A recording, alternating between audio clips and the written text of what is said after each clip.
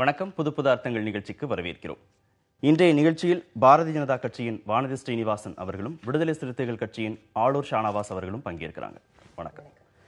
ரஜினிகாந்த் அரசியலுக்கு வர இதுவே சரியான தருணம் அப்படின்னு ரசிகர் மன்ற நிர்வாகிகள் வலியுறுத்தி இருக்கிறாங்க. ரெண்டு கோணத்தில் இதை பார்க்கலாம். ஒன்று, ரஜினியுடைய தனிப்பட்ட விருப்பம் முடிவு சார்ந்ததாக ஒரு செய்தி பார்க்கலாம். இன்னொன்று, இதுவே சரியான தருணம்னு அரசியலை எடை போட்டு, தமிழக அரசியலை எடை போட்டு சொல்லக்கூடிய ஒரு விஷயமா ஒரு கோணத்தில் நம்ம பார்க்கலாம். எப்படி இதை ரெண்டையும் நீங்கள் எப்படி அணுகுறீங்க? தமிழகத்தின் அரசியல் சூழல் தற்போது சரியில்லை, ஆகவே தலைவர் ரஜினிகாந்த் அரசியலில் களம் காண இதுவே சரியான தருணம் அப்படின்னு நிர்வாகிகள் சொன்னதையும், அவர் அரசியலுக்கு வர்றது அப்படிங்கிற தனிப்பட்ட விருப்பம் சார்ந்ததாகவும் எப்படி பார்க்குறீங்க? இதற்கு முன்னால் கூட இந்த மாதிரியான நிகழ்வுகள் நடந்திருக்கு. அவர் ஒரு திரைப்படத்துறையில் சூப்பர் ஸ்டார் அப்படிங்கிற ஒரு நிலை வெறும் சினிமாக்குள்ளே மட்டும் இல்லை. என்னைக்கு தீவிரமான அரசியலில் யாருக்கு ஓட்டு போடணும், எந்த கட்சியை ஆதரிக்கணும் அப்படின்னு சொல்லிட்டு இதற்கு முன்னால் சட்டமன்ற தேர்தலில் ஒரு குரூஷியல் இடத்துல கூட திரு ரஜினிகாந்த் அவர்களோட பேச்சுங்கிறது ஒரு இம்பேக்டை உருவாக்குச்சு 20 வருடங்களுக்கு முன்னால். அதுக்கப்புறம் அப்பப்போ அவர் அரசியலுக்கு வரணுமா வரக்கூடாதா இந்த மாதிரியான விஷயங்கள் தொடர்ந்து விவாதிக்கப்பட்டு வருது. ஒரு அரசியல் கட்சியாக பாரதிய ஜனதா கட்சி யார் வந்தாலும் நாங்கள் எங்கள் கட்சி கூப்பிடல. நான் சொல்கிறது இந்த உங்களோட டாப்பிக்கில் ஒரு அரசியலில் வரணும் அப்படிங்கிறது அவருடைய தனிப்பட்ட முடிவாக இருந்தாலும், அவருக்கென்ற ஒரு அமைப்பு ரீதியான ஒரு நெட்வொர்க்கு, ரசிகர் மன்றங்கள், இதெல்லாமே நிறைய தமிழ்நாட்டில் பார்த்தீங்கன்னா ரசிகர் மன்றங்கள் கல்மினேட் அரசியல் கட்சியாக ஆயிருக்கு. இதற்கு இது ஒன்றும் புதுசாக ஒன்றும் கிடையாது. ஆனால் இது சரியான தருணம் அப்படின்னு அவருடைய ரசிகர் மன்ற நிர்வாகிகள் சொல்கிறதுல ஒரு அர்த்தம் இருக்கிறதா கூட நாங்கள் பார்க்குறோம். ஏன்னா இன்று இருக்கக்கூடிய தமிழகத்தினுடைய அரசியல் சூழல், இங்கே பல்வேறு அரசியல் கட்சிகள் தொடர்ச்சியாக பல்வேறு தலைவர்கள், நம்ம தமிழ்நாடு மாதிரி ஒரு ஒரு பல்வேறுபட்ட அரசியல் கட்சிகள் இருக்கிற சூழல் மற்ற மாநிலங்களில் இருக்குதான்னு கேட்டால் இருக்காது. ஏன்னா அந்த அளவுக்கு அதிகமான அரசியல் கட்சிகள், அதிகமான அரசியல் ஆளுமைகள். ஆனால் இன்னைக்கு எல்லாவற்றிலையும் தமிழகத்தில் ஒரு புதிய ஒரு முகம் அப்படின்னு ஒரு தேடல் அப்படிங்கிறது குறிப்பாக ரசிகர் மன்ற நிர்வாகிகளுக்கு அவங்களுடைய தலைவர் மேலே இருக்கக்கூடிய நம்பிக்கைங்கிறத திரும்பவும் அவங்க இன்னைக்கு ஆர்கனைஸ் பண்ணியிருக்காங்க. இந்த கொஸ்டின் ஏன் இன்னைக்கு வருதுன்னு கேட்டால், ரசிகர் மன்ற நிர்வாகிகளை கூப்பிட்டு அவங்க பேசியிருக்காங்க. அங்கே அரசியலை பற்றின விஷயங்கள் அதிகமாக அந்த நெடி இருக்குது. ஆனால் திரும்பவும் திரு ரஜினிகாந்த் என்ன முடிவெடுக்க போகிறார்? புதிய முகத்துக்கான தேடல் அப்படிங்கிறத ரசிகர்களும் இல்லை பொதுமக்களும் மட்டும்தான் எதிர்பார்க்குறாங்களா, இல்லை பிஜேபியும் எதிர்பார்க்குதுன்னு எடுத்து? பிஜேபியை பொறுத்த வரைக்கும் நாங்கள் எல்லாரையும் வரவேற்றுட்டு தான் இருக்கோம். எங்களோட கட்சியில் நாளுக்கு நாள் இணைகிறவர்களோட எண்ணிக்கை அதிகமாகிட்டு தான் போயிட்டுருக்கு. அதனால் யார் வந்தாலும், அதுவும் குறிப்பாக தமிழகத்தினுடைய அரசியல் சூழலுக்கு, நான் முன்னாடி சொன்ன மாதிரி இன்று இருக்கக்கூடிய இந்த தமிழகத்தினுடைய இதுக்கு ஒரு புது வரவு அப்படின்னு இருந்துச்சுன்னா, அது எங்ககிட்ட வந்தாலும் நாங்கள் திரு ரஜினிகாந்த் அவர்களை வரவேற்போம். அது எந்த அடிப்படையில் அதை எடுத்துக்கிறது? ஒரு சப்போர்ட்டிவ் எலிமெண்ட்டாக இருக்கும், யார் வந்தாலும் ஏற்றுக்கிறோம் அப்படிங்கிறது ஒரு சப்போர்ட்டிவாக இருக்கும், கூடுதல் வலு சேர்க்கிறதுக்காக இருக்கும் அப்படிங்கிறதையும் நம்ம பார்க்கலாம். இல்லை ஒரு பிரபலமான முகமே இல்லை, இவர் தான் அடையாளப்படுத்த போகிறோம் அப்படிங்கிற அடிப்படையில் அவருக்கான வலிந்து நம்ம கூப்பிடுறது, பலமுறை முயற்சிகள் எடுக்கிறது அப்படிங்கிறதையும் பார்க்கலாம். பிஜேபி ரஜினியை பேக் பண்ணுறதை நம்ம எப்படி எடுத்துக்கிறது? ஒரு சப்போர்ட்டிவ் எலிமெண்ட்டாக ரஜினியை பார்க்குதா பிஜேபி, இல்லை இவர் தான் அப்படின்னு ஒரு கோர் எலிமெண்ட்டாக பார்க்குதா? நாங்கள் இந்த ஸ்டேஜில் அவரை வாங்க அப்படின்னு தான் கூப்பிட முடியுமே தவிர, எந்த மாதிரி பேசிஸில் அப்படிங்கிற விஷயத்தை நாங்கள் இப்போ அதை டிஸ்கஸ் பண்ண முடியாது. அது அவசியம் இல்லை. ஏன்னா ஒரு கட்சியில் ஒருத்தர் சேரும்போது எவல்யூஷன் தான். அவர் எப்படி அந்த கட்சிக்குள்ளே இணைஞ்சு பணிபுரிகிறாரு, எப்படி மக்கள் எடுத்துக்கிறாங்க, இது ஒரு டியூ கோர்ஸில் காலப்போக்கில் தான் அது முடிவாகுமே தவிர இன்னைக்கு உட்கார்ந்து டிஸ்கஸ் பண்ற விஷயம் அது கிடையாது. இல்ல, புதிய முகத்துக்கான தேடல் அப்படின்னு வருகிற போதுதான் நம்ம இதை பத்தி பேசுறோம். ஏன்னா ஏற்கனவே பிஜேபியில இருக்கக்கூடிய எல்லோருமே தேர்தல் களம் காண்றீங்க, தமிழக மக்களுக்கான பரிச்சயத்துல இருந்திருக்கிறீங்க, வெற்றி தோல்விங்கிறதையும் நீங்க பார்த்திருக்கிறீங்க. அப்போ புதிய முகம், புதிய தேடல் அப்படின்னு வருகிற போது இதுவரைக்கும் எந்த விதமான விமர்சனங்களுக்கும் உள்ளாகாத, இல்ல மிக பிரபலமான ஏதோ ஒரு கிரைட்டீரியாவை வச்சுதான் நீங்க முன்னிலைப்படுத்தணும். அதுதான் ஒரு பெரிய அளவிலான ஒரு புஷ்ஷா இருக்கும். அப்போ இங்கே அந்த தேவை பிஜேபிக்கு இருக்கு அப்படின்னு எடுத்துக்கிறதான்னு கேட்கிறேன். இல்ல, நான் பிஜேபிக்கு ஒரு குறிப்பிட்ட தனிப்பட்ட நபர்கள் வர்றது மூலமா மட்டும்தான் செல்வாக்கு அப்படின்னு நான் சொல்ல வரல. ஆனா அதே சமயம் எந்த ஒரு அரசியல் கட்சியாக இருந்தாலும் ஒரு ஆளுமை மிக்க நபர், பிரபலமான நபர் வரும்போது அது கட்சிக்கு பலம் தானே சேர்க்கும். ஆனா நீங்க சொல்ற மாதிரி இது எந்த கிரைட்டீரியால நீங்க இப்ப ஃபிக்ஸ் பண்ண போறீங்கன்னு சொன்னா அது டைம் தான் டிசைட் பண்ணும். திருஷா, பழைய முந்தையில புதிய கள் என்று சொல்வார்கள். அதுபோல ரஜினி அரசியலுக்கு வர வேண்டும் என்கிற பேச்சு பழைய மொந்தை, இன்னைக்கு இருக்கிற சூழலுக்கு வர வேண்டும் என்பது புதிய கள், அப்படி வேணா எடுத்துக்கலாம். கொஞ்சம் மாற்றி டோன் பேசப்படுது, அவ்வளவுதான். மற்றபடி அதுல ஒன்றும் ஒரு பரபரப்பும் இல்லை, அதுல எந்த ஒரு பொருளும் இருக்கிற மாதிரி தெரியல. ஆனா என்னன்னா, அவர் எந்த காலத்திலும் இதுவரைக்கும் செய்யாத ஒரு புதிய ஒரு வேலையை அதில் அடையாளப்படுத்தியிருக்கிறாங்க. என்னன்னா, அதிகப்படியான ரசிகர்களோடு புகைப்படம் எடுத்துக்கொள்வது, தொடர்ச்சியாக கிட்டத்தட்ட ஒரு வாரம் ரசிகர்களை சந்திப்பது என்பது கொஞ்சம் கவனிக்கத்தக்கதாக இருக்கிறது.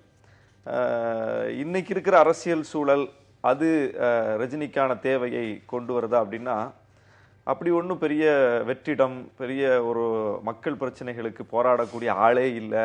அதுக்காக ரஜினி வந்து தான் இதெல்லாம் அட்ரஸ் பண்ணணுங்கிற மாதிரியான சூழல்ல தமிழ்நாடு இல்லை. இந்த அளவுக்கு நீங்க இதை எளிமையா கடந்து போனா, அவருடைய இலங்கை பயணத்துக்கு ஏன் இவ்வளவு தூரம் வேண்டுகோள் வைக்கணும், வலியுறுத்தணும், முட்டுக்கட்டை போடணும்? இந்த அளவுக்கு எளிமையா கடந்து போயிருக்கலாமே. ஒரு ஒன்னும் பொருளே இல்ல, இந்த விதமான தாக்கத்தை ஏற்படுத்த போதாதுன்னா அதை விட்டு இருந்திருக்கலாமே. அதை ஒன்னும் பெரிய அளவுல இழுத்து பிடிச்சிருக்க வேண்டியது. தமிழ்நாட்டுல வந்து இப்ப விவசாயிகள் போராடுறாங்க, மீனவர்கள் போராடுறாங்க. ஒவ்வொரு பிரச்சனையையும் அரசியல் கட்சிகள் இங்க இயல்பா பேசிக்கிட்டு தான் இருக்கிறோம்.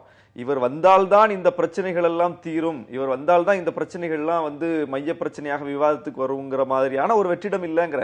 மக்கள் பிரச்சனைகளை அட்ரஸ் பண்ணுவதற்கு தலைவர்கள் இல்லையா இருக்கிறாங்க. மக்கள் பிரச்சனைகளை வந்து போராட்ட களத்திற்கு கொண்டு வந்து போராடி தீர்வை பெறுவதற்கு அரசியல் கட்சிகள் இல்லையா இருக்கிறாங்க. செய்தி இதுதானே ஆகுது. ரஜினி அரசியலுக்கு வருவாராங்கிறதான செய்தியாது. இலங்கை பயணத்துக்கு ரஜினி போறதை வந்து கண்டிக்கிற போதானே, வேண்டுகோள் விடுக்கிற போதானே அது செய்தியாது. அது ஊடக முக்கியத்துவம் அவருடைய சூப்பர் ஸ்டார் அந்தஸ்துக்கு கிடைக்கக்கூடிய வெளிச்சம். அது நாங்க இலங்கை பயணம் வந்து தவிர்க்க சொன்னோம். அவர் வந்து முற்றாக இலங்கைக்கு போகக்கூடாதுன்னு நாங்க சொல்லல. இந்த நேரத்துல அங்க ஐநா தீர்மானம் வந்திருக்குது, இலங்கை வேற ஒரு முகத்தை உங்களை வச்சு காட்டிரும், உங்களை வச்சு இலங்கை ஆதாயம் தேடக்கூடிய ஒரு சூழலை நீங்க அதற்கு ஒரு துணையா இருந்துராதீங்கன்னு ஒரு வேண்டுகோள் தான் விடுத்தோம். அவர் அதை ஏற்றுக்கிட்டார். அதான் ஊடக முக்கியத்துவம் கொடுத்துச்சு. ஆமா, அதனால இலங்கை பயணம் போறத வந்து வெளிப்படுத்தினாருன்னா போக கூடாதுன்னு நீங்க சொன்னதா போட்டோம். இதுல ஊடக முக்கியத்துவங்கிறது எங்க இருக்கு? ஒண்ணும் இல்லையே. லெவல் பிளேயிங் ஃபீல்ட்ஸ் தானே அது. அதுதான். வேற ஒருத்தர்னா இந்த அளவுக்கு அதுக்கு ஒரு இம்பார்ட்டன்ஸ் கிடைச்சிருக்காது. அப்ப ரஜினிங்கும் போது அது கிடைக்குது, அது உண்மைதான்.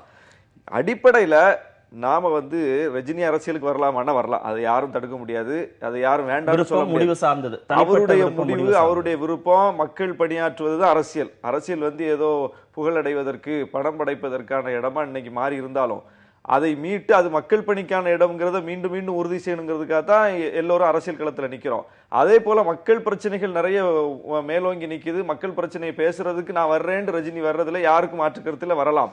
ஆனால் அந்த பொது உளவியல் இருக்குல்ல, இவர் வந்துதான் இந்த பிரச்சனையை தீர்க்கணும், இவர் வந்தாதான் இங்க உள்ள பிரச்சனை எல்லாம் தீரும் என்று காத்திருப்பது, எதிர்பார்ப்பது, அவர் வீட்டு வாசல்ல போய் முழக்கம் எழுப்பி வர வைப்பது என்பதுல நமக்கு மாற்று கருத்து இருக்கு. இவர் தான் வரணும், இவர் வந்தாதான் எல்லாத்தையும் சரி பண்ண முடியும்னு காத்திருக்கிறத வந்து விமர்சனம் இல்ல. அந்த மாதிரி இங்க யாரு காத்துட்டு இருக்காங்க? இல்ல இவர் வந்துதான் அந்த போராட்டத்தை தொடக்கி வைக்கணும்னு இருக்கா? இல்ல அந்த போராட்டத்தை பத்தி அவரு கருத்து சொன்னதுக்கு அப்புறம் தான் இங்க போராட்டங்கள் நடக்குதா? இல்ல, அப்படி அல்ல. அதாவது மக்கள் பிரச்சனைகளை பேசுவதற்கு அவர் வர வேண்டும் என்று காத்திருக்கக்கூடிய சூழல் தமிழகத்தில் இல்ல. ஆனால் அதே சமயம் அவருக்கு உரிய முக்கியத்துவம் தமிழகத்தில் இருக்குது அப்படிங்கிறது உண்மைதானே? அது சகோதரர் ஒத்துக்கிறாரு. நீங்க இலங்கை நாட்டுக்கு போறதன் மூலமாக உலக அளவில் ஒரு தாக்கத்தை ஏற்படுத்த முடியும் என்று ஒரு நடிகரை நீங்கள் நினைத்தால், நீங்க சொல்ற மாதிரி நீங்க வந்து அவர் வெறும் நடிகர், அவரோட விஷயம் இல்லாமையே தமிழகத்தில் நடக்கும்னா, அப்போ இலங்கை தமிழர்கள் பிரச்சனையில நீங்க ரஜினிகாந்த் அவர்களுடைய அந்த இலங்கை பயணத்தை ஏன் அவ்வளவு முக்கியத்துவம் வாய்ந்ததாக நீங்கள் கருதுகிறீர்கள்? ஏனென்றால் அவருக்கு இருக்கக்கூடிய அங்கீகாரம், அவருக்கு இருக்கக்கூடிய வரவேற்பு, அவருடைய கருத்துக்கு மக்கள் கொடுக்கின்ற மதிப்பு, இதெல்லாம் வச்சுதானே ஒருத்தரோட பயணத்தை முடிவு பண்றீங்க. அது எடுபடுமா? இனிமே அது தேர்தல் களத்துல அரசியல் சூழல்ல அது வந்து எடுபடுமா? இல்ல, இதுல எடுபடுமா அப்படிங்கிறது இந்த ஸ்டேஜ்ல நாம சொல்ல முடியாது. ஏனென்றால் திரு ரஜினிகாந்த் அவர்களுடைய பங்களிப்பு எப்படி இருக்க போகிறது, அவர்களுடைய செயல்பாடு எப்படி இருக்க போகிறதுங்கிற விஷயத்த நம்ம இப்பவே முன்னதாக வந்து எதையுமே சொல்ல முடியாது, கணிக்க முடியாது. ஆனால் அவருக்கு இருக்கின்ற முக்கியத்துவத்துக்கும் அவரோட கருத்துக்களுக்கு இருக்கின்ற மதிப்பும் நம்மளால் இன்று உணரப்பட முடிகிறது. அதுல மாற்று கருத்து யாருக்கும் இல்லையே. இல்ல, ஒரு அனுபவத்தின் அடிப்படையில நான் இதை வந்து கேட்கிறேன். நீங்க எம்ஜிஆருக்கு அப்புறம், என்டிஆருக்கு அப்புறம், ஜெயலலிதாவுக்கு அப்புறம் திரைத்துறையிலிருந்து வந்தவர்கள் வந்து ஒரு பெரிய அளவில் பரிமளிக்க முடியலங்கிறதான் அரசியல் அனுபவம். இலை முடக்கப்படலாம் அப்படின்னு சொல்லும்போது அதுக்கு ஒன்றும் அரசியல் ஞானம்லாம் தேவையில்லை. ஏற்கனவே இருந்த அரசியல் அனுபவத்தின் அடிப்படையில் சொல்ல முடியும்னா இதையும் அரசியல் அனுபவத்தில் அதுதான் நான் சொல்றேன். அரசியல் அனுபவத்துல தான் நாங்க சொல்றோம். நீங்க சொன்ன மாதிரி திரைத்துறையிலிருந்து வந்தவங்க எல்லாரும் அரசியல சக்சஸ் ஆயிருக்காங்கன்னா இல்ல. ஆனால் திரைத்துறையினுடைய பலத்தின் மூலமாக மக்களோட ரீச் ஆயிருக்கிறவங்களுக்கு அவங்க செயல்பாடு மூலமா தான் அங்கீகாரம் கிடைச்சிருக்கு. அந்த செயல்பாடுங்கிறது திரு ரஜினிகாந்த் அவர்களுடைய வருகைக்கு பின்னால தானே சொல்ல முடியும். இப்ப எப்படி நீங்க சொல்ல முடியும்? ஆனால் அவருக்கு இருக்கிற முக்கியத்துவத்தை எல்லாரும் உணர்ந்திருக்கோம். அவருக்கு இருக்க முக்கியத்துவத்தை எல்லாரும் உணர்ந்திருக்காங்க. ஆனால் அரசியலுக்கு நேரடியாக வருவது பற்றிய எந்த ஒரு கருத்தையும் அவர் இதுவரைக்கும் வெளிப்படுத்தல. அரசியலோடு கொஞ்சம் விலகி இருக்கதான் சமீப காலமாக அவர் முயற்சி பண்றாரு. இப்போ வந்து இவர் கங்கை அமரன் போய் ஒரு ஆதரவு கேட்டாரு, புகைப்படம் எடுத்து வெளியிட்டாரு, தோட்டத்தை வெளிப்படுத்தினாரு. உடனே அவர் மறுத்துட்டார். உடனே நான் யாருக்கும் ஆதரவில்லை என்று, அதாவது கங்கை அமரனுக்கு மட்டும் இல்லை யாருக்குமே ஆதரவில்லை என்று பொதுவாக 2 வரியில் அதை முடிச்சிட்டார். அப்ப அவர் மீண்டும் மீண்டும் வந்து அதை தான் உறுதி செய்யறாரு. ஏற்கனவே 2014 மோடி அவர்கள் ரஜினி வீட்டுக்கு போய் ஒரு டீ சாப்பிட்டதை கூட ஒரு பெரிய அளவில் விளம்பரப்படுத்தப்பட்ட போது கூட உடனே வந்து அவங்க மனைவியார் வந்து அதை மறுத்தாங்க.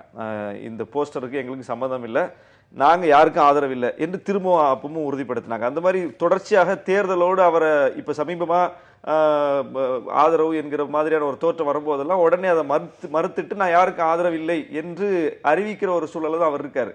இன்னைக்கு இப்போ ஒரு ஒரு ஒரு விவாதம் வந்திருக்குது. ஆனா இது குறித்து அவர் எந்த விதமான ஒரு கருத்தையும் சொல்லல, எந்த விதமான ஒரு ஆர்வத்தையும் அவர் வெளிப்படுத்தவும் இல்லை. அவருக்கு தொடக்க காலத்துல 96ல வந்து ஒரு வெளிப்படையான ஒரு ஆதரவு நிலை எடுத்தாரு. அதற்கு தனிப்பட்ட முறையில் அவர் பாதிக்கப்பட்டது கூட ஒரு காரணமா இருந்துச்சு. அவர் போயஸ் தோட்டத்துல உள்ள நுழைய முடியாத சூழல்லாம் இருந்ததுனால அவர் வந்து ஒரு அன்னைக்கு இருந்த சூழல்ல ஒரு கருத்து சொன்னார். அதே ரஜினி திரும்ப இன்னொரு தேர்தல்ல நிலைப்பாடு எடுத்தார், எடுபடல. வானதிய பதில் சொல்லிட்டாரு. அவருடைய கள செயல்பாடு சார்ந்ததா தான் இருக்க போது, அது தீர்மானிக்க போறதா தான் இருக்கு. நீங்க எப்படி அதை யூகிக்கிறீங்கன்னு நான் கேட்கிறேன். இன்னைக்கு இருக்கக்கூடிய அரசியல் சூழல்ல திரைத்துறையை சார்ந்தவர்கள் இனிமே மீண்டும் கோலோச்ச முடியும் அப்படின்னு நீங்க நம்புறீங்களா? இல்லை, இந்த துறை சார்ந்தவர்கள் அந்த துறை சார்ந்தவர்கள் நம்ம வந்து அதை பிரிச்சு பார்க்க வேண்டியதில்லை. இன்னைக்கு தமிழ்நாடு பல்வேறு பிரச்சனைகள்ல உழந்துகிட்டு இருக்குது, நம்ம பார்க்கிறோம். அதாவது அடையாள போராட்டங்கள் நடத்திக்கிட்டு இருந்தோம் அரசியல் கட்சிகள் அமைப்புகள்லாம். அரசாங்கம் ஒதுக்கக்கூடிய ஒரு இடத்துல அரசாங்கம் ஒதுக்கக்கூடிய நேரத்துக்குள்ள முழக்கம் எழுப்பிட்டு அரசாங்கத்துக்கு வேண்டுகோள் வச்சுட்டு கலைஞ்சு போகக்கூடிய ஒரு போராட்ட வடிவம் இன்னைக்கு முற்றிலும் கேள்விக்கு உட்படுத்தப்பட்டு மக்கள் என்ன பண்றாங்க, ஒரு பிரச்சனைக்காக போய் உட்கார்ந்து தீர்வு வந்தாதான் கலைவோம் என்று சொல்லக்கூடிய அளவுக்கு மக்களே களத்திற்கு வரக்கூடிய அளவுக்கு போராட்ட வடிவமே மாறி போச்சு. இன்னைக்கு விவசாயிகள் போய் நாங்க கலையவே முடியாது, இங்க எங்களுக்கு பிரச்சனையை தீர்த்து கொடுங்கன்னு கேட்கறாங்க. நெடுவாசல்ல நீங்க இதை அங்கிருந்து அப்புறப்படுத்தும்னு சொன்னாதான் நாங்க கலைவோம்னு சொல்றாங்க. ஜல்லிக்கட்டுல நீங்க ஆணை எடுத்துட்டு வந்தாதான் நாங்க கலைவோம்னு மாணவர்கள் இப்படி எல்லாமே போஸ்ட் ஜெயலலிதாவுக்கு பிறகு போஸ்ட் அந்த மாதிரி இவ்வளவு வீரியமிக்க போராட்டங்கள் முன்னெடுக்கப்படுகிறது. அதே மாதிரி இவங்களும் நடிகர்களும் இவ்வளவு சுதந்திரமா வலுவான அரசுக்கு எதிரான கருத்துக்களையும் இப்பதான் சொல்றாங்க. அப்ப அந்த அரசியல் சூழல் வந்து கலைஞ்சிருக்கா அப்படிங்கறதான் கேள்வி. இப்ப அதனால நடிகரா இருந்தாலும் சரி, வழக்கறிஞரா இருந்தாலும் சரி, ஒரு ஆக்டிவிஸ்டா இருந்தாலும் சரி, சகாயம் போன்ற அதிகாரிகளா இருந்தாலும் சரி, யார் வேணாலும் வரலாம். ஆனால் இன்றைக்கு இருக்கிற இந்த கள சூழலுக்கு முகம் கொடுக்கக்கூடியவர்களாக, மக்கள் பிரச்சனைகளுக்கு முன்னின்று போராடக்கூடியவர்களாக இருந்தால் யாருக்கு வேணாலும் ஆதரவு கிடைக்கும். அதுதான் இன்னைக்கு தமிழ்நாட்டினுடைய சூழல். ஜெயலலிதாவுக்கு பிறகு, கருணாநிதிக்கு பிறகு நடிகர்கள் கருத்து சொல்றது, அரசுக்கு எதிரான வாதங்களை வந்து முன்வைக்கிறது, மக்கள் போராட்டங்கள்ல வந்து அவங்களுடைய பங்களிப்பு இதெல்லாம் அதிகமா இருக்கிறத வந்து பார்க்க முடியும். உண்மையா? அது அப்ப அரசியல் வெற்றிடம் அப்படிங்கறது வந்து அவங்களும் பயன்படுத்திக்கலாம், ஒரு சூழல் இருக்குன்னு அவங்க நம்புறாங்கன்னு எடுத்துக்கிறதா? இல்ல, இப்போ பிரச்சனை என்னன்னு கேட்டா, சகோதரர் சொல்ற மாதிரி வழக்கறிஞர் வரலாம், டாக்டர் வரலாம்.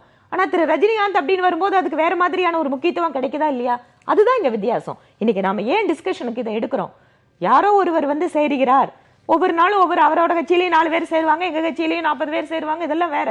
ஆனா திரு ரஜினிகாந்த் அப்படிங்கிற ஆளுமை தமிழகத்தில் ஏற்படுத்தக்கூடிய தாக்கம் அப்படிங்கறதான வித்தியாசம். அவருடைய ஒரு நாட்டினுடைய பயணம் ஒரு தாக்கத்தை ஏற்படுத்த முடியும்னா அரசியல தாக்கத்தை ஏற்படுத்தாதா?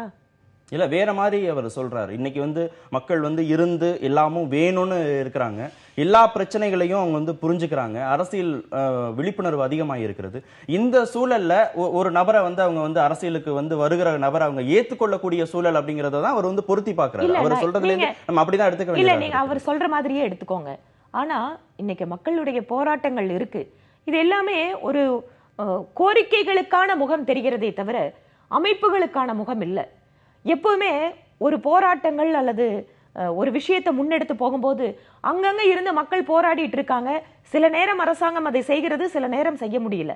ஆனால் அரசியல் ரீதியாக, ஜனநாயக ரீதியா அந்த குரல் எப்ப வந்து வலுவாகும்?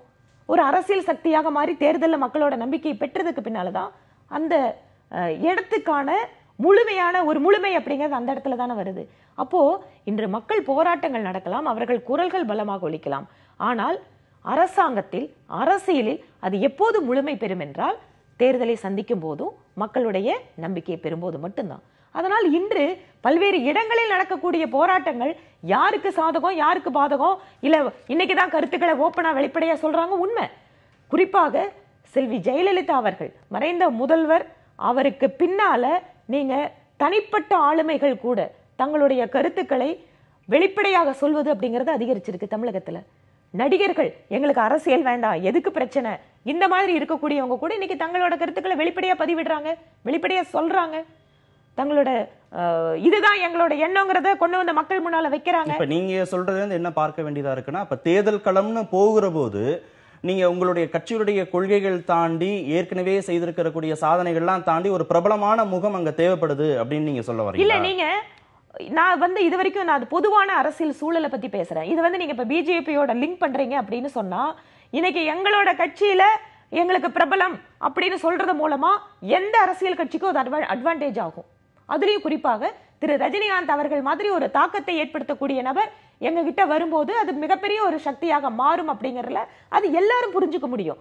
ஆனா நீங்க இந்த குறிப்பிட்ட நபருக்காக காத்து கொண்டிருக்கிறீர்கள்னு கேட்டா இல்ல, நாங்க எங்களோட பணிகளை செஞ்சுட்டே இருக்கிறோம். நீங்க நாடாளுமன்ற தேர்தல் ஆகட்டும், சட்டமன்ற தேர்தல் ஆகட்டும், ஒவ்வொரு கட்டத்திலையுமே எங்களோட முன்னேற்றம் அப்படிங்கிறது மேல் நோக்கி தான் சென்றுட்டு இருக்கே தவிர புறக்கணிக்கப்பட்ட சக்தியாக தேர்தல்ல கூட எங்களால நிக்க முடியாதுங்கிற சூழலுக்கெல்லாம் நாங்க வரல. ஓகே. ஏற்கனவே தேர்தல் களம்னு நம்ம பார்க்கிற போது அங்கே பிரபலமான முகங்கள்லாம் இல்லவே இல்லாத அரசியல் சூழல் தேர்தல் களம்னா நம்ம இல்லை. வடிவேலு பிரச்சாரம் பண்ணியிருக்கிறாரு, அங்க சூழல் வந்து மாறி போயிருந்திருக்கிறது. இது கடந்த காலங்களில் நிறைய உதாரணங்கள் இருக்கிறது. தேர்தல் களம்னு வருகிற போது ஒரு பிரபலமான முகம் தேவைப்படுகிறது, அது கூடுதல் வலு சேர்க்கும் அப்படிங்கிறத எப்படி எடுத்துக்கிறது? எத்தனையோ பிரபலமான முகங்கள் படுதோல்வி சந்தித்திருக்கிறார்கள். அறிமுகமே இல்லாத, மக்களுக்கு முகமே அறியாதவர்கள் வெற்றி பெற்றிருக்கிறார்கள். இதெல்லாம் பார்க்கிறோம், தொடர்ந்து அதுதான் பார்க்கிறோம். எத்தனையோ பிரபலங்கள் தோல்வியை தான் தள்ளியிருக்கிறாங்க.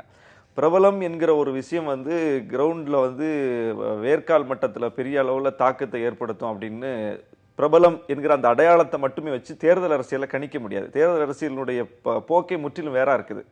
ஆனால் ரஜினி என்கிற அந்த இமேஜ் இருக்கு இல்லையா, அதுக்கு ஒரு முக்கியத்துவம் இருக்குது, அது நம்ம மறுக்கல. இங்க இப்ப என்னன்னா, தமிழ்நாட்டில் இதே மாதிரி நிறைய பிரபலங்கள், நிறைய திரைத்துறை சார்ந்த ஆளுமைகள், புதிய புதிய அரசியல் இயக்கங்கள் நிறைய ஒவ்வொன்றும் நாங்கள் வந்தா பிரச்சனை தீரும்னு சொல்லி வந்து பிரச்சனை தீரல, அந்தந்த செக்டார் தான் வந்து போராட வேண்டியிருக்குது. கடைசியில அந்தந்த செக்டார் தான் அதற்கான தீர்வு போராடி வாங்க வேண்டி இருக்கிறது என்கிற அளவில் தமிழ்நாட்டினுடைய போக்கு இன்னைக்கு வந்து மேலோங்கி இருக்குது. இந்த நிலையில இப்ப மீண்டும் ஒருத்தர் வந்து தன்னுடைய புகழையோ வேறு ஒரு துறையில் ஈட்டிய அந்த பெருமையையோ வைத்துக்கொண்டு அரசியல்ல நான் வந்து இந்த இடத்தை ஃபில் பண்ணுவேன், இந்த வெற்றி இடத்தை ஃபில் பண்ணுவேன்னு சொல்லிட்டு வந்தா அதற்கு எந்த அளவுக்கு முக்கியத்துவம் இருக்குங்கிறதா இப்ப கேள்வி. ஏன்னா இன்னைக்கு இருக்கிற சூழல் வந்து மக்கள் பிரச்சனைகளை போராடி அதற்கு முகம் கொடுத்து நிற்கக்கூடியவருக்கு ஆதரவு என்கிற நிலையில் தான் தேர்தல் எதிரொலிக்கும். அது இன்னைக்கு நல்லா தெரிஞ்சு போச்சு. எனவே ரஜினி அவர்கள் வந்தாலும் அவர் மக்களிடம் பயணித்து மக்கள் போராட்டங்களோடு நின்று மக்கள் பிரச்சனைகளை அடையாளப்படுத்தக்கூடிய ஒரு இடத்திற்கு போனா மட்டும்தான் அவரும் வெற்றி பெற முடியுங்கிறதா இன்னைக்கு கலந்த அவருடைய தனிப்பட்ட செயல்பாடு சார்ந்ததாக இது இருக்கு. இடைவெளிக்கு பிறகு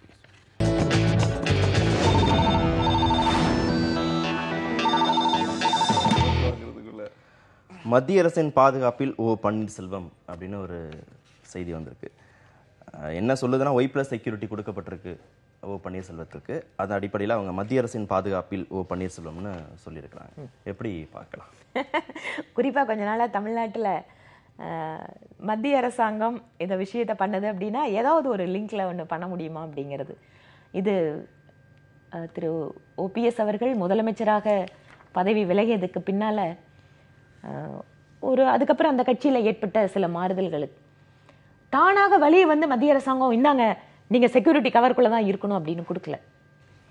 ஒரு குறிப்பாக அவருடைய அணியில இருக்கக்கூடிய எம்பிக்கள் டெலிகேஷன் மத்திய உள்துறை அமைச்சரை பார்த்து என்னென்னவெல்லாம் நீட் இருக்கு, அவருக்கு ஏன் வந்து கொடுக்கணும். அவங்க கேட்டது ஆக்சுவலி ஜெட் கேட்டகரி, ஆனா இப்ப கொடுத்துருக்கிறது ஒய் கேட்டகரி அப்படின்னு சொன்னா கூட என்ன நீட் இருக்குன்னு கொடுத்ததுக்கு பின்னால மார்ச் 21 கொடுக்குறாங்க.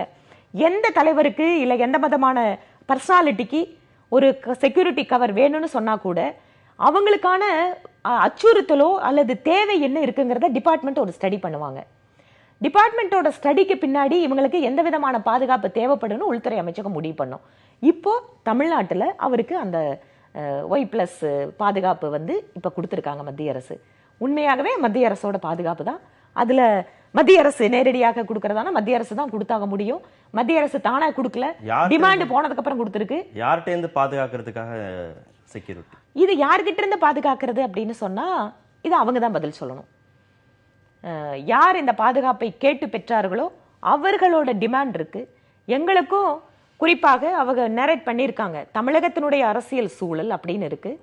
இதற்கு முன்னால இது முதல் தடவையா நடக்கலீங்க. இதற்கு முன்னாலும் திமுகவினுடைய தலைவர், இன்னைக்கு செயல் தலைவர் என்ஜாய் பண்ணிட்டு இருக்கிறதெல்லாம் அன்று தமிழகத்தில் அவர்களுக்கு மாற்று கட்சியாக இருந்த அரசாங்கம் நடந்துட்டு இருக்கும் போது கொடுத்திருக்காங்க. அதனால ஒருத்தருக்கு கொடுக்கக்கூடிய பாதுகாப்புங்கிறது முழுக்க முழுக்க அவருடைய தேவை சார்ந்து, அவருக்கு இருக்கக்கூடிய அச்சுறுத்தல் சார்ந்து இந்த மாதிரி விஷயங்களை தான் கொடுக்கப்படுதே தவிர அதிமுக கிட்ட இருந்து பாதுகாப்பு வேணும்னு திமுக கேட்கறதுக்கும் அதிமுகக்குள்ள இருக்கக்கூடிய இரு அணிகளுக்கு இடையிலான விரிசலின் அடிப்படையில் கேட்கக்கூடிய பாதுகாப்புக்கும் வேறு வேறு டோன் இருக்கு இல்லையா? திரு கார்த்திகேயன் அவர்களே, நீங்க வந்து இன்னைக்கு அதிமுகவுல அப்படி எல்லாத்தையும் நீங்க ரொம்ப ஈஸியா சொல்லிட முடியுமா? ஏன்னு கேட்டா இன்னைக்கு இருக்கக்கூடிய ஆளும் கட்சியிலிருந்து ஒரு சக்தியாக திரு OPS அவர்கள் இன்னொரு கேண்டிடேட்டை போட்டு எலெக்ஷன்ல ஒரு போட்டியாளராக களமிறங்கி இன்னைக்கு அவர்களுக்கு ஒரு நெருக்குதல் இன்னைக்கு அந்த ஆளுங்கட்சிக்கு இருக்கா இல்லையா? இருக்குல்ல. இங்கிருந்து எப்படா ஒரு 6 MLA அந்த பக்கம் ஓடி போயிருவாங்கன்னு பயத்தோடு இருக்காங்கல்ல. இந்த சிக்கல்கள் எல்லாமே இருக்கு. அதனால திமுக அதிமுக கிட்ட இருந்த மாற்று கட்சிக்கு அவங்களுக்கு பாதுகாப்பா அப்படின்னு கேட்டா அப்படி அல்ல. இன்று இருக்கக்கூடிய ஆளும் கட்சிக்கு அவருடைய கட்சியிலிருந்து இன்று தனியாக பிரிந்து நிற்கின்ற திரு OPS அவர்கள் முழுமையான அவருடைய தேவைகள், நான் சொல்றது பாதுகாப்பு தேவைகளை கொடுப்பாங்களா அப்படிங்கிறது தெரியாது. அவருக்கே அந்த பிரச்சனை இருக்கிறதால தான் அவர் உள்துறை அமைச்சகத்தை வந்து கேட்கறாங்க. அதனால இன்னைக்கு இவ்வளவு பேசுறதுனால இதுல ஒண்ணுமே இல்ல அப்படின்னு எடுத்துக்கலாமா? எப்படி இல்லை, இப்போ OPS அவர்களுக்கு உண்மையிலே அச்சுறுத்தல் இருந்தால் அவரை வந்து பாதுகாப்பதில், அவருக்கு பாதுகாப்பு வழங்குவதில் யாருக்கும் மாற்றுக்கிறது இல்லை. ஆனால் அச்சுறுத்தலுக்கு உள்ளாகி இருக்கிற அரசியல் தலைவர்கள் எல்லோரையும் இப்படி அரசு அணுகி இருக்கிறதா அப்படின்னு பார்த்தா அது இல்லை. அதுதான் நீங்க அணுகி இருக்கிறீங்களா? அணுகியிருக்கோம். நாங்கள் கோர்ட்டுக்கே போயிருக்கோம். எங்கள் தலைவருக்கு பாதுகாப்பு கேட்டு நீதிமன்றத்தில் வழக்கு போட்டிருக்கிறோம். வழக்கு போட்டிருக்கோம். தமிழ்நாடு அரசு பாதுகாப்பு கேட்டிருக்கிறோம். ஆனா மத்திய அரசுக்கும் நாங்க வந்து உரிய அழுத்தங்களை கொடுத்திருக்கிறோம். அழுத்தம் எப்படி கொடுத்தீங்க சொல்லுங்க. சொல்லுங்க, எப்படி கொடுத்தீங்கன்னு சொல்லுங்க. பெட்டிஷன் கொடுத்தீங்களா? எந்த தேதியில கொடுத்தீங்க? ஹோம் மினிஸ்டர் பாத்தீங்களா? எந்த தேதியில பாத்தீங்க? சொல்லுங்க, நாங்க பதில் சொல்றோம். சும்மா வந்து அழுத்தம் எப்படி கொடுக்கறது? கேளுங்க, நாங்க வந்து நம்ம மத்திய அமைச்சர் ராம்தாஸ் அத்வாலே மூலமாக மத்திய உள்துறை அமைச்சகத்துக்கு கோரிக்கையெல்லாம் விடுத்திருக்கோம். ஆனா இதுவரைக்கும் அந்த பெட்டிஷன் கூட நகரல. அப்போ மத்திய அரசு பாதுகாக்க வேண்டும் என்று யாரை கருதுகிறதோ, மாநில அரசு பாதுகாக்க வேண்டும் என்று யாரை கருதுகிறதோ அவர்களுக்கு பாதுகாப்பு வழங்கப்பட்டிருக்கிறது. இப்ப மாநில அரசுமே கூட பாரதிய ஜனதா தலைவர்கள், இந்து முன்னணி தலைவர்கள், இவர்களுக்கெல்லாம் அச்சுறுத்தல் இருக்குது என்று சொல்லி எல்லோருக்கும், ஒரு சாதாரண பொறுப்பாளருக்கு கூட பாதுகாப்பு வழங்கப்பட்டிருக்கிறது. ஆனா அதுதான் நான் சொல்ல வர்றேன். நான் வந்து அது தப்பை சொல்ல வரல. யாருக்கு அச்சுறுத்தல் இருக்கோ அவருக்கு பாதுகாக்கப்படணும். ஆனால் அந்த அளவுகோல் ஏன் விடுதலை சிறுத்தை தலைவருக்கு மறுக்கப்படுது? என்ன காரணம்? அவர் ஒரு பெரிய தலைவர், இன்னைக்கு வந்து ஒரு முக்கியமான மக்கள் எழுச்சி கொண்ட ஒரு தலைவர். அவருக்கு போற இடமெல்லாம் வாகனம் வந்து அடிக்கப்படுது, கல்லெறி நடக்குது, பல இடங்கள்ல வந்து உயிருக்கே அச்சுறுத்தல் விளைவித்ததா சொல்லி தஞ்சையில கைது செய்யப்பட்டார்கள். இவ்வளவுக்கு பிறகும் கூட இன்னைக்கு வரைக்கும் அந்த வந்து விண்ணப்பம் வந்து பெண்டிங்ல கிடக்குது. அதை பத்தி எது கோர்ட் நீதிபதி சொல்றாரு, இது வந்து முக்கியமான ஒரு மனு, இதை வந்து பரிசீலிச்சு உரிய நடவடிக்கை எடுக்கணும். எந்த நடவடிக்கை? நீங்க உள்துறை அமைச்சர் அணுகிருக்கிறீங்களான்னு கேக்குறாங்கல்ல, நீங்க கேட்டா ஒருவேளை அவங்க கொடுப்பதற்கும் தயாரா இருக்கு. இதை திருப்பியும் சொல்றேன், கேட்டோம் அப்படிங்கிறது இல்ல. நீங்க எந்த தேதியில உங்க பெட்டிஷன் காப்பி எங்க சொல்லுங்க. நீங்க வந்து ஷோக்கு வரும்போது டாக்குமெண்டோட லெட்டரோட வர முடியாது. நாங்க அணுகுனதை நாங்க இப்ப அணுகாத விஷயத்தை நாங்க அணுகணும்னு சொல்லி அவசியம் இல்ல. நிகழ்ச்சியில கொடுக்க வேண்டியது இல்ல.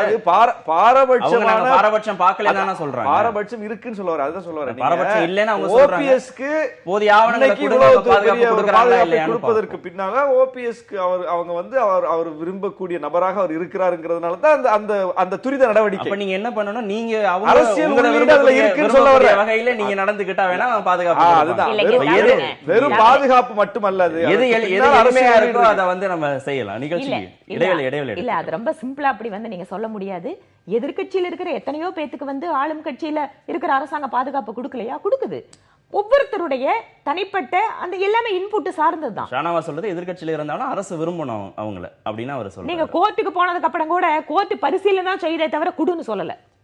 தமிழகத்தில் இன்று பொது வேலைநிறுத்தம் நடைபெற இருக்கிறது. டெல்லியில 20 நாட்களாக விவசாயிகள் போராட்டம் நடத்தி வராங்க. அவங்களுக்கு ஆதரவாக தமிழகத்தில் இன்று பொது வேலைநிறுத்தம் கட்சிகள் சார்பாக ஆதரவு தெரிவிக்கப்பட்டிருக்கு. என்ன காரணம் அப்படின்னு நினைக்கிறீங்க? இந்த போராட்டங்களுக்கு என்ன காரணம்னு நீங்க நினைக்கிறீங்க? இது வெளிப்படையாக தெரிந்த காரணங்கள்.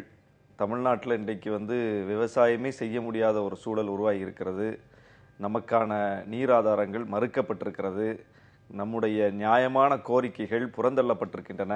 காவிரி மேலாண்மை வாரியம் அமைத்து காவிரியில் நமக்கான பங்கீட்டை உரிய முறையில் பெற்றுத்தர வேண்டிய மத்திய அரசு அதை அமைக்க முடியாது என்று உச்சநீதிமன்றத்தில் சொல்லியிருக்கிறது. இப்படிப்பட்ட சூழலில் வறட்சி ஒரு பக்கம், வறட்சிக்கான உரிய நிவாரணம் கிடைக்கவில்லை. இயற்கை பேரிடர்களால் முழுக்க முழுக்க தமிழ்நாடு சூழப்பட்டு வஞ்சிக்கப்பட்டிருக்கிறது. இப்படிப்பட்ட ஒரு நிலையில் தொடர்ச்சியாக பாதிக்கப்பட்டிருக்கிற ஒரு தரப்பாக விவசாயிகள் இருப்பதனால் எல்லோரும் நாம் ஆதரவு கொடுத்தாலும், எல்லோரும் நாம் அவர்களுக்காக போராடினாலும் அந்த போராட்டத்தினுடைய வீச்சு என்பது ஒரு அடையாளமாக இருந்து கொண்டிருந்த நிலையில் இன்றைக்கு ஒரு அசல் போராட்டமாக அவர்கள் போய் தலைநகரை ஒரு உலுக்கி கொண்டிருக்கிறார்கள். தேசிய அளவில் பல்வேறு மாநிலங்களை சார்ந்த விவசாயிகளும் அதில் பங்கேற்று ஆதரவு கொடுத்து கொண்டிருக்கிறார்கள். பல்வேறு அரசியல் கட்சி தலைவர்கள் அதற்கு ஆதரவு கொடுத்து ஒரு கவன ஈர்ப்பு வந்திருக்கிறது. தமிழ்நாட்டு விவசாயிகள் பாதிக்கப்பட்டிருக்கிறார்கள் என்பது குறித்த ஒரு தேசிய அளவிலான கவன ஈர்ப்பு இன்றைக்கு வந்திருக்கிறது. எனவே இப்படிப்பட்ட நிலையில் அவர்களோடு நிற்க வேண்டியது தமிழ்நாட்டின் கடமை. தமிழ்நாடு அதை முன்னெடுத்து செய்ய வேண்டிய பொறுப்பில் தமிழ்நாடு இருக்கிறது என்பதை உணர்ந்ததனால் எல்லா கட்சிகளும் இன்றைக்கு ஆதரவு தெரிவித்திருக்கு. நீங்க எப்படி பாக்குறீங்க? விவசாயிகள் என்று போராட்டத்துக்கு எல்லா அரசியல் கட்சிகளும் நேரில் சந்திச்சு ஆதரவும் இதுவும் சொல்றாங்க. என்ன மாதிரியான கோரிக்கைகள், எப்படி எல்லாம் அதை செயல்படுத்த முடியும் அப்படிங்கிற விஷயத்துல மத்திய அரசு ஒரு தீவிரமான கவனத்தை கொடுத்துட்டு தான் வருது. யாரையும் புறக்கணிக்கல. ஆனாலும் தொடர்ச்சியாக நாங்கள் பார்த்ததுக்கு அப்புறம் எங்களோட விஷயங்களை பேசுனதுக்கு அப்புறம் அது மேலாண்மை வாரியம் அல்லது கடன் தள்ளுபடி இந்த மாதிரி விஷயங்களை முழுமையாக நாங்கள் பெற்றதற்கு பின்னால் தான் போராட்டத்தை கைவிடுவோம் அப்படின்னு அவங்க டெல்லியில் போராடிட்டு இருக்காங்க. அடிப்படையாக அதை 2 விதமாக நம்ம பார்க்கலாம். ஒன்று, சகோதரர் சொல்கிற மாதிரி இன்று விவசாயம் முழுமையாக தமிழகத்தை பொறுத்த வரைக்கும் குறிப்பாக நீர் ஆதாரங்கள் அதனுடைய பாதிப்பு இன்னைக்கு எல்லா பக்கமும் உணரப்படுகிறது. இது விவசாயத்துக்கு மட்டும் இல்லைங்க, குடிக்கிற தண்ணிக்காக நதிப்படுகையில் இருக்கக்கூடிய கிராமங்கள் எல்லாம் என்று கையில் காசு கொடுத்து தண்ணி வாங்க வேண்டிய சூழலுக்கு நம்ம வந்திருக்கோம். இது ஏதோ ஒரு குறிப்பிட்ட காலமா, குறிப்பிட்ட அரசா அப்படின்னு கேட்டால் அது தமிழகத்தில் இத்தனை நாள் நாம் எடுத்துட்டு இருக்கக்கூடிய அக்கறையிலிருந்து நாம் ஆரம்பிக்க வேண்டியிருக்கு. அது ரொம்ப பெரிய சப்ஜெக்ட். உங்களை மாதிரியான மீடியா ஹவுசஸ் கூட பொதுவான ஒரு நீராதாரங்களுக்காக நீங்கள் இறங்கி நீங்கள் இன்னைக்கு வரக்கூடிய சூழல் மாறிட்டு வருது. அது ஒரு மிக முக்கிய பிரச்சனையாக மாறிட்டு வருது. ஆனால் இதில் அரசாங்கம் என்ன செய்ய முடியும்? 2-3 விஷயமா அதில் பாருங்க. ஒன்று, நீங்க இன்னைக்கு விவசாயிகள் மத்திய அரசாங்கம் மட்டும் சொல்றீங்களா, மாநில அரசையும் சேர்த்தே சொல்றீங்களா? விவசாயம் யாரோட சப்ஜெக்ட்? ஸ்டேட்டோட சப்ஜெக்ட். ஸ்டேட்டு தான் இங்க வந்து அதிகமாக வந்து அவர்களுடைய பங்களிப்பு கொடுக்க வேண்டியது இருக்கு. நேரடியாக மத்திய அரசாங்கம் நிதியுதவி பண்றதுனா கூட நேரடியாக விவசாயிகளுக்கு பண்ண முடியாதுங்க. இன்சூரன்ஸ் திட்டத்திலிருந்து நிவாரணம் வரைக்கும் மாநில அரசாங்கத்து வாயிலாக தான் பண்ண முடியும். இன்னைக்கு நீர் ஆதாரங்களை குடிமராமத்து பணிகள்னு துவங்கியிருக்காங்களே தமிழக அரசு, அதுக்கு நிதி நபார்டு வங்கி மூலமா தான் கொடுக்கப்பட்டிருக்கு. நபார்டு வங்கி 20,000 கோடி ரூபாய்களை கொடுத்ததன் காரணமாக மாநில அரசாங்கங்கள் இன்று நீர்நிலைகளை இன்னைக்கு வந்து தூர்வாரிட்டு இருக்காங்க. அதற்கான பணம் வந்து முழுக்க முழுக்க மத்திய அரசாங்கத்தோட பணம்.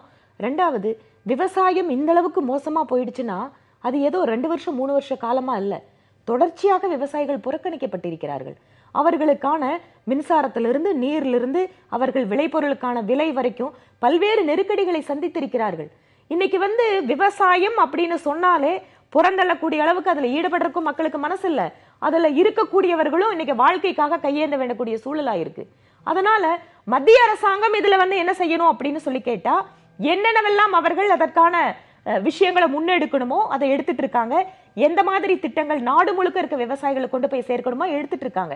வறட்சி நிவாரணம் வந்து இங்க வந்து 40,000 கோடின்னு சொல்றாங்க. இந்த மாநில அரசாங்கம் வறட்சி நிவாரணத்துக்கு எந்த மாதிரியான திட்டங்களை கொடுத்தாங்க, எந்த அளவுக்கு ஹெக்டேர்கள் பாதிக்கப்பட்டிருக்கு, நாடு முழுக்க இருக்கக்கூடிய வரையறைக்குள்ளாக தமிழகத்தினுடைய எந்த பங்கு இருக்கோ அந்த பங்கு நம்ம வாங்கியிருக்கோம். கர்நாடகா ஒரு குற்றச்சாட்டு கூட வச்சாங்க, கர்நாடகாவுக்கு உடனே கேட்டோன்னு கொடுக்குறாங்கன்னு. கர்நாடகாவுக்கும் தமிழகத்துக்கு எடுத்துட்டீங்கன்னு சொன்னா குறிப்பாக விவசாயத்திற்கும் வறட்சி நிவாரணத்துக்கும் அவங்களுக்கு இதுவரைக்கும் ஒட்டுமொத்தமா கொடுக்கப்பட்ட சதவிகிதம் நம்மளை விட கிட்டத்தட்ட 30% குறைச்சலா தான் அவங்களுக்கு போயிருக்கு. பாதிக்கப்பட்ட மாவட்டங்கள், பாதிக்கப்பட்ட பருவம், இதெல்லாம் கணக்கு போட்டுதான் மத்திய அரசு எல்லாத்துக்கும் ஒரு மாதிரி அளவுகோலை வச்சுதான் கொடுக்குறாங்க. அவங்களுக்கு அவங்க கேட்ட நிதியில இருந்து 39% அவங்களுக்கு கொடுக்கப்பட்டிருக்கு, நிதி கொடுக்கப்பட்டிருக்கு. இப்ப வானதிலை பேசுறதுல இருந்து என்ன தெரியுதுன்னா, இத்தனை ஆண்டு காலம் ஆட்சி பொறுப்புல இருந்த மாநில அரசுகள் எதுவுமே செய்யல, எந்த விதமான ஆக்கப்பூர்வமான நடவடிக்கைகளும் எடுக்கல, விவசாய பிரச்சனைகளை தீர்ப்பதற்கு நடவடிக்கை எடுக்கல. ஆனா இப்போ ஒரு மிகப்பெரிய சுமையை, மிகப்பெரிய அழுத்தத்தை மத்திய அரசை நோக்கி மட்டும் திசை திருப்பி இருக்கிறதாக அவங்க சொல்றதுல இருந்து புரிஞ்சுக்க வேண்டியதா இருக்கு. இல்ல, மாநில அரசு முழுக்க முழுக்க 100 விழுக்காடு விவசாயத்திற்கு பாதுகாப்பாகவும் அரணாகவும் நின்றிருக்கிறது. அதையெல்லாம் மீறி மத்திய அரசு தான் இதற்கு இடையூறாக இருக்கிறது என்கிற கோணத்தில் தமிழ்நாட்டில் யாருமே பேசல. மாநில அரசை நோக்கியும் கேள்வி எழுப்பி இருக்கிறோம், போராடி கொண்டிருக்கிறோம். மாநில அரசு செய்ய வேண்டிய கடமைகளிலிருந்து எத்தனையோ அம்சங்கள்ல தவறி இருக்கிறது, எத்தனையோ அம்சங்கள்ல அப்படின்னு சொல்றதை விட முழுக்க தவறி இருக்கிறது என்றுதான் நாம குற்றச்சாட்டு வச்சு போராடிட்டு இருக்கிறோம். ஆனால் இது பிரச்சனை வேற. இது மத்திய அரசு எல்லா மாநிலங்களுக்கும் வழங்க வேண்டிய உரிமைகள்ல இருந்து மாநில அரசுக்கு தர வேண்டிய உரிமைகளை நாம கேட்கிறோம். விவசாயிகளுடைய போராட்டம் ரொம்ப தெளிவா இருக்குது. நதிகள் இணைங்க அப்படின்னு ஒரு கோரிக்கை வச்சிருக்காங்க. காவிரி மேலாண்மை வாரியம் அமைங்க அப்படின்னு ஒரு கோரிக்கை வச்சிருக்காங்க. கடன்களை தள்ளுபடி செய்யுங்க அப்படின்னு ஒரு கோரிக்கை வச்சிருக்காங்க. என்ன சொல்றாருன்னா, கடன்கள் தள்ளுபடி தமிழகத்துக்கு மட்டும் செய்ய முடியாதுன்னு சொல்றாரு. மத்திய அரசுங்கிறது எல்லா மாநிலங்களுக்கும் பொறுப்பான ஒரு அரசு. தமிழகத்துக்கு மட்டும் இத்தனை ஆயிரம் கோடிய கடன்களை தள்ளுபடி செய்யுங்க அப்படின்னு அந்த கோரிக்கை வைக்கிற போது அது மத்திய அரசால சாத்தியமில்லாத ஒரு விஷயம்னா, எல்லா மாநிலங்களுக்குமே தள்ளுபடி செய்யுங்களேன், என்ன பிரச்சனை அதுல? ஏன் அதுல என்ன பிரச்சனை? நீங்க பெருமுதலாளிகளுக்கான கடன்கள் தள்ளுபடி செய்யப்படுதா இல்லையா இதே நாட்டுல? இது தனி சப்ஜெக்ட்ங்க. இதே நாட்டுல தள்ளுபடி செய்யப்படுதா இல்லையா?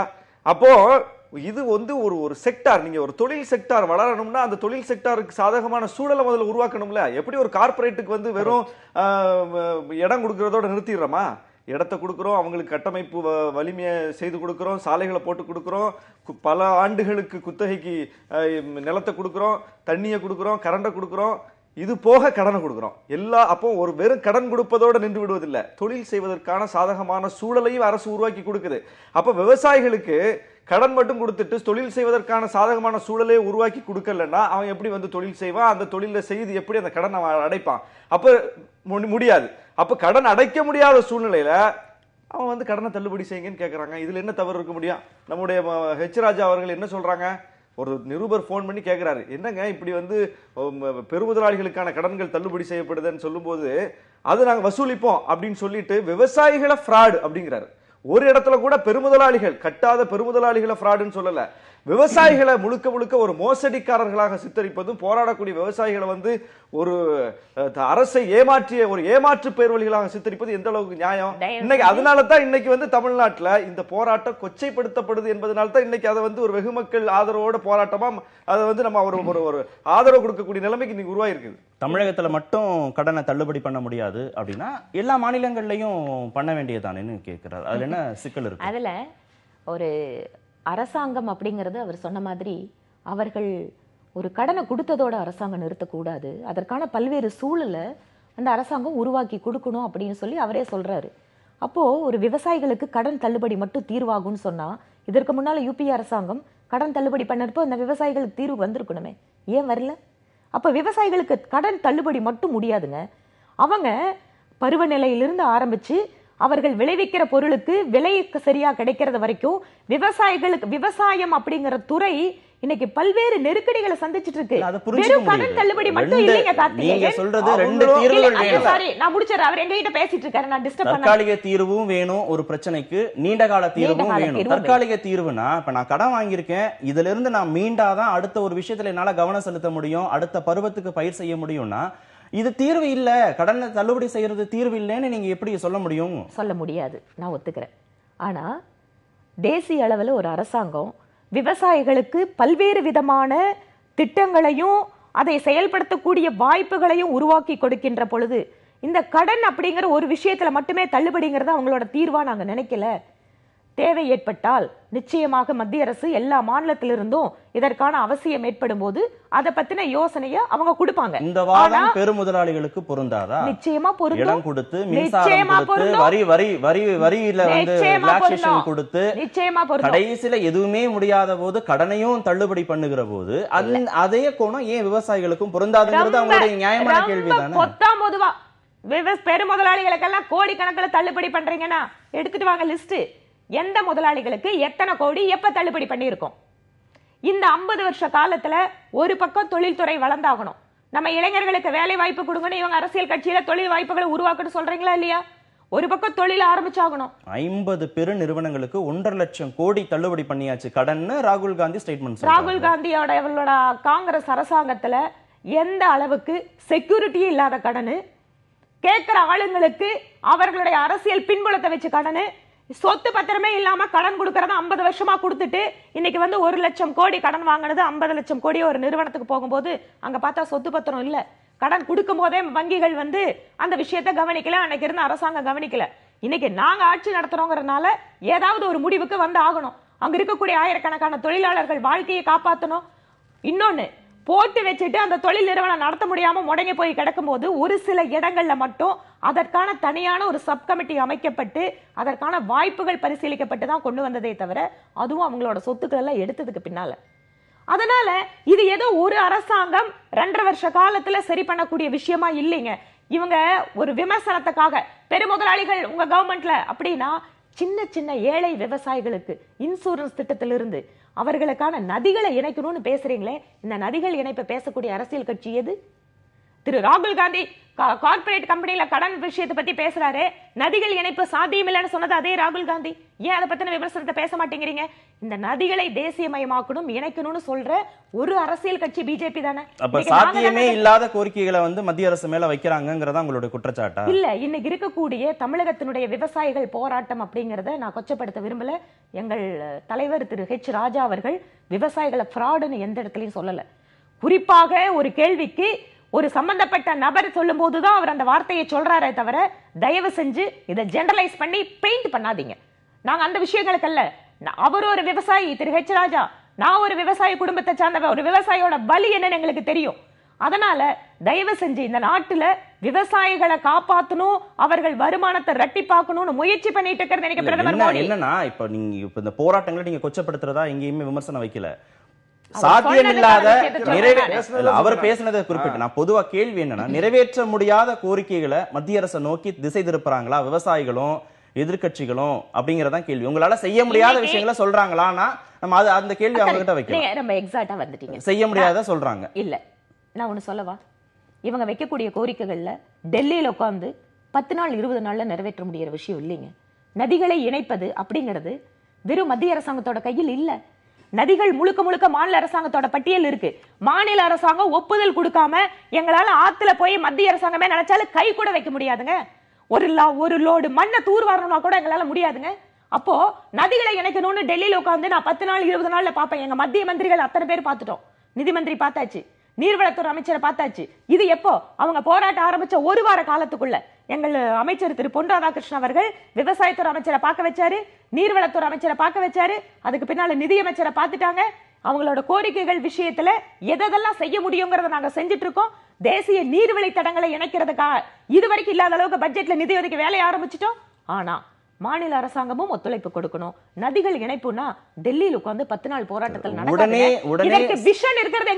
உடனே சாத்தியப்படுத்த முடியாத, நடைமுறைக்கு கொண்டு வர முடியாத கோரிக்கைகளை வைத்து இத்தனை நாட்களுக்குள்ள ஒரு கால அவகாசம் கொடுத்து இந்த போராட்டத்தை நடத்துறதுங்கிறத எப்படி எடுத்துக்கிறது? அதான் உங்களுடைய. அதாவது கடன் தள்ளுபடி, காவிரி மேலாண்மை வாரியம் அமைக்கிறது மிக முக்கியமான கோரிக்கை மத்திய அரசு நோக்கி. நதிகள் இணைப்புங்கிறது ஒரு நீண்டகால கோரிக்கை. நாங்கள் 20 நாள் இங்கே இருப்போம், அந்த 20 நாளுக்குள்ள எல்லா நதியும் நீங்கள் நினைச்சிட்டு எங்களுக்கு ரிப்போர்ட் கொடுக்கணும்னு விவசாயிகள் சொல்ல வரல. அவங்க தரப்புல இருந்து ஒரு கோரிக்கை வைக்கிறாங்க. அது குறித்த ஒரு உத்தரவாதமான ஒரு வார்த்தை தானே மத்திய அரசு இருந்து எதிர்பார்க்கிறாங்க. எத்தனை அமைச்சர்களை பார்த்தாலும் அந்த உத்தரவாதம் வழங்கப்படவில்லைங்கிறதுனால தானே போராட்டம் தொடருது. அப்போ நீங்க ஒரு செக்டாரை அப்படியே என்னன்னா போட்டுன்னு விடுற மாதிரியான ஒரு அப்ரோச் இருக்கிறதுனால தான் போராட்டம் தொடருது. அவங்களுக்கு என்ன இருக்குது? அந்த பனியிலையும் அந்த வெயிலையும் இரவு பகலாக அல்லல் படணுங்கிற நிலைமைக்கு அவங்க போறாங்க. எதுக்காக போறாங்க? மத்திய அரசு இன்னைக்கு மத்திய அரசின் மேல ஒரு குற்றச்சாட்டு சொல்லி மத்திய அரசுக்கு எதிராக மக்களை திருப்ப வேண்டிய தேவை விவசாயிகளுக்கு ஏன் வருது? விவசாயிகளுக்கு அந்த அரசியல் உள்ளீடு கிடையாது. அவங்க அவங்களுடைய பிரச்சனையிலிருந்து வர்றாங்க. இதுவரைக்கும் எந்த தீர்வும் கிடைக்கல. உச்ச நீதிமன்றமே சொன்ன பிறகும், கெடு விதித்த பிறகும் கூட மத்திய அரசு அமைப்பேன்னு சொல்லி அமைக்க மாட்டேன் 2வது மறுக்குது. இப்படிப்பட்ட சூழல்ல பார்த்துட்டு நாம கைவிடப்பட்டு விட்டோம், கைவிடப்பட்ட நிலையில, கையற நிலையில, வழியே இல்லாம மத்திய அரசு வாசல்ல போய் நிக்கிறாங்க. அப்ப இப்படிப்பட்ட ஒரு நிலையில மத்திய அரசு அது குறித்து ஏதாவது ஒரு சாதகமான பதில சொல்லியிருக்கா? காவிரி மேலாண்மை வாரியம் நாங்க அமைப்போம், இத்தனை நாளுக்குள்ள அமைப்போம், ஒரு வருஷம் கழிச்சு கூட நீங்க அமைங்க. ஆனா அது குறித்து உங்கள்ட்ட என்ன வாக்குறுதி வந்திருக்குது? இதுவரைக்கும் இந்த அமைச்சர்கள் இத்தனை பேரை சந்திச்சதுல இது குறித்து ஏதாவது வாக்குறுதி வெளிப்படை அறிவிச்சிருக்காங்களா? அப்ப எந்த வாக்குறுதி வழங்கப்படாதனால எதெல்லாம் செய்ய முடியுமோ அதெல்லாம் நாங்க உறுதிமொழி கொடுத்திருக்கிறோம்னு சொல்றாங்க. என்ன செய்ய முடியும்? காவிரி மேலாண்மை வாரியம் அமைக்கிறது என்ன பிரச்சனைன்னு கேக்குறேன். அது நடுவர் மன்றம் சொன்னது, உச்ச நீதிமன்றம் சொன்னது தானே. ரெண்டு பேருக்கு பொதுவான மன்றங்கள் சொன்ன பிறகு அது மறுக்கப்படுது. அநீதி இல்லையா? என்ன உறுதிமொழி கொடுத்தாங்க? ரொம்ப சுருக்கமா ரெண்டு விஷயத்தை மட்டும் சொல்ல விரும்புறேன் கார்த்திகேயன். குறிப்பாக கர்நாடக விஷயத்துல நான் இந்த அதாவது மற்ற மாநிலங்கள் கம்பேர் பண்ணும்போது அப்படின்னு சொல்லும்போது நாம கிட்டத்தட்ட சென்ட்ரோட ஷேர் மட்டுமே 1687 கோடி ரூபாய் நம்மளுக்கு வந்திருக்கு. கர்நாடகாவுக்கு வெறும் 710 கோடி தான் சென்ட்ரோட ஷேர். 4000 கோடி தான். இல்ல நான் சொல்ற வர விஷயம் இது ஸ்டேட் ரெஸ்பான்சிவ் ஃபண்ட் கூட 90% சென்ட்ரோட ஃபண்ட் வருது. ஸ்டேட்டோட அலோகேஷன் 75-25 தான். அதாவது பேரிடர் மேலாண்மையில அதுல கூட நம்ம தமிழ்நாட்டுக்கு தான் அதிகமான ஃபண்ட் வாங்கியிருக்கோம், கிட்டத்தட்ட 2000 கோடி ரூபாய்க்கு மேல. அவங்களுக்கு கொடுத்திருக்கிற வெறும் 947 கோடி மட்டும்தான். இது ஒரு வித்தியாசம். வெறுமனே மற்ற மாநிலங்களுக்கு நிறைய கொடுத்துட்டு இங்க கொடுக்கலையானா கர்நாடகா விட அதிகமா நாம தான் 4 வருஷத்துல வாங்கியிருக்கோம். ஒண்ணு. ரெண்டாவது, மேலாண்மை வாரியத்தை பிரச்சனை பொறுத்த வரைக்கும் நாங்கள் நாடாளுமன்ற சட்டத்தின் வாயிலாக அமைத்து கொடுக்கிறோங்கிறது உச்சநீதிமன்றத்தில் எங்களோட அபிடவிட். அதையே வசதியை புறத்தெழுத்திட்டு நடக்க மாட்டேங்குதுன்னு சொல்றீங்க. ஏங்க கோர்ட் கேஸ் நடந்துட்டு இருக்கு. எப்போ அப்படின்னா தேதி குறிப்பிட்டு ஒரு நீதிபதியை நம்மளால தீர்ப்பு சொல்ல வைக்க முடியுமா? ஒரு வாரம் தீர்ப்பு சொல்லாதீங்கன்னு நீதிமன்றத்தை சொல்ல முடியும்னா கொஞ்சம் சீக்கிரமா தீர்ப்பு தேவையான அம்சங்கள்ல நடைமுறையில் இருக்கக்கூடிய விரைவுபடுத்துவாங்க. நாடு முழுக்க இருக்கக்கூடிய ஒரு வாரம் தீர்ப்பு சொல்லாதீங்க அப்படின்னு நீதிமன்றத்துல நம்மளால ஒரு ப்ளீசிங்கா ஒரு டோன்ல கேட்க முடியும்னா சீக்கிரமா தீர்ப்பு கொடுங்கன்னு கேட்க முடியும். செய்திக்கு கேட்க முடியும். 20 நாளா பேசுறோம் விவசாயிகள் பிரச்சனைகள், குறைதான். இன்னும் எத்தனை நாளைக்கு பேச போறோம்னு தெரியல. அடுத்த அமர்வுகள்ல இன்னும் விரிவா நம்ம பேசலாம். நிகழ்ச்சியில் பங்கேற்ற இருவருக்கும் மிக்க நன்றி. மீண்டும் சந்திப்போம். நன்றி, வணக்கம்.